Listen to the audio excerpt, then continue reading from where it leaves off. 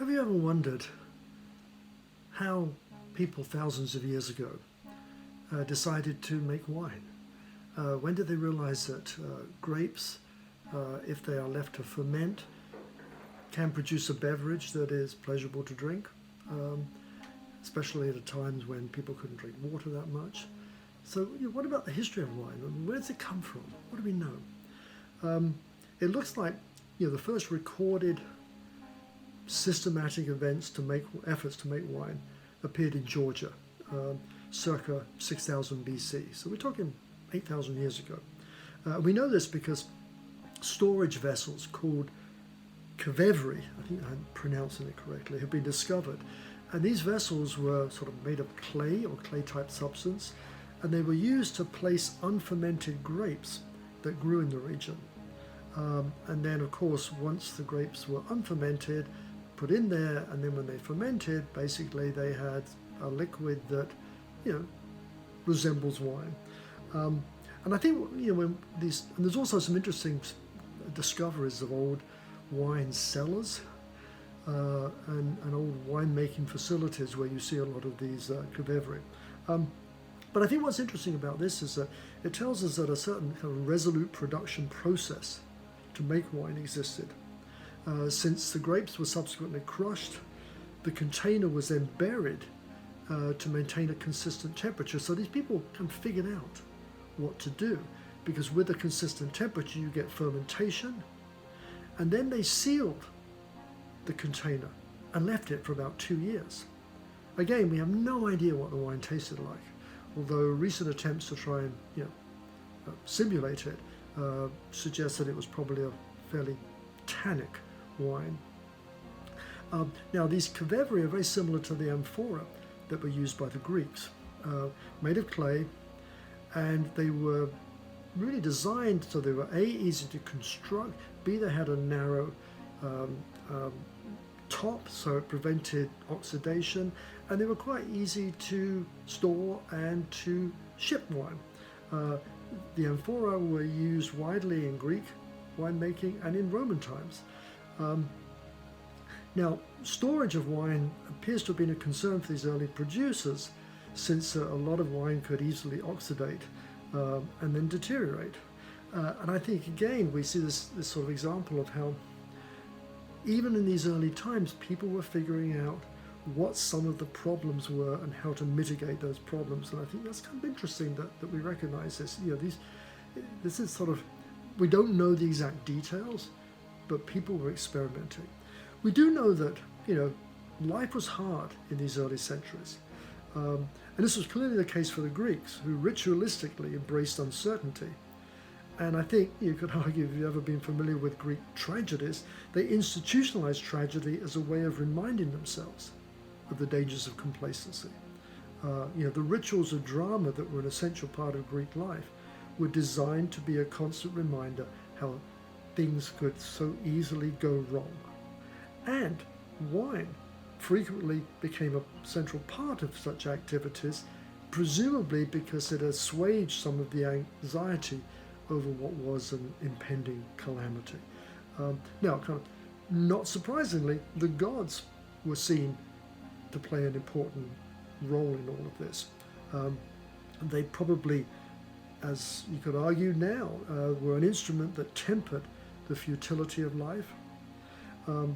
And whilst the pervasiveness of this cosmic order didn't diminish uncertainty, it helped to allay the daily concerns. And I think, it was to the gods that the Greeks looked, not just for explanations of sinister events, but also they looked to the gods to provide some form of, we might even call it, enological governance, some rationale for the daily consumption of wine. Perhaps the most famous of the gods was Dionysius. He was the god of wine, and he provided the raison d'etre for earthly hedonism, plus an element of spiritual legitimacy. Dionysius was interesting because he was the god of agriculture, but he was also the god of fertility, and presumably a lot of people have said the god of general mayhem. In contrast to his much more cerebral half-brother Apollo, Dionysius glorified gratification and possibly the libidinous activities that accompanied with that. And I think, what Dionysius did was to sort of assuage any sort of self-guilt or recrimination that people might have had. For the Greeks and then for the Romans that followed, wine and the good life were clearly intermingled. Wine was pervasive, but it was also resolutely sanctified by this otherworldly umbrella. And I think this was interesting because you're beginning to see wine develop not just as a beverage, but also a beverage that has a sort of otherworldly sanctification. It was used in rituals. It was used in ceremonies. And I think wine enabled people to seek meaning in events.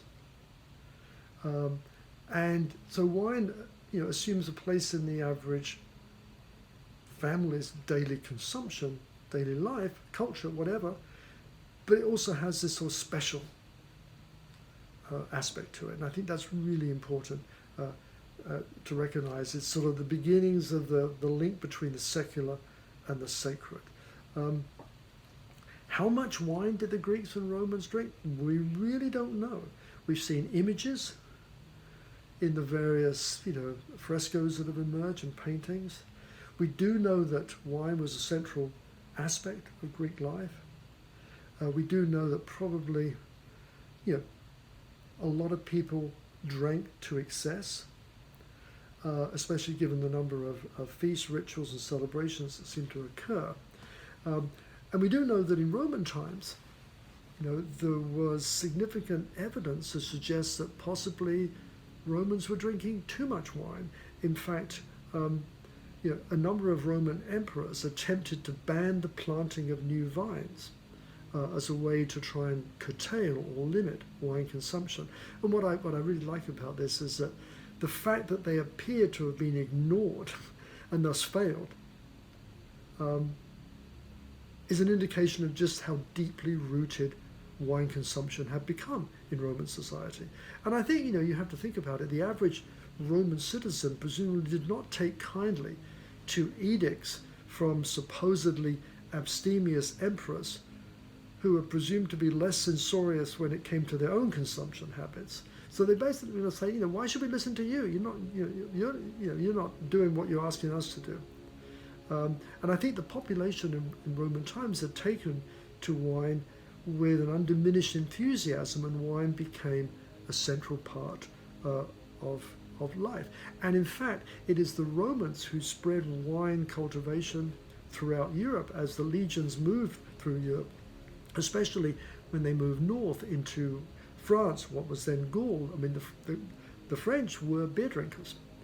But as the Roman legions moved north, they brought vines with them, they planted them because they wanted a supply of grapes and wine for their Roman legions. But as these things became planted in these countries, so the people and the population of those countries became attuned to wine consumption. So I think this is sort of interesting because then you fast forward several centuries in France, and those same vines came under the tutelage of monks who bestowed an enthusiasm, commitment, and increasingly knowledge to perfect the beverage that they had been introduced by the Romans, and subsequently to raise the quality to standards that we are now very familiar with today. Think Burgundy.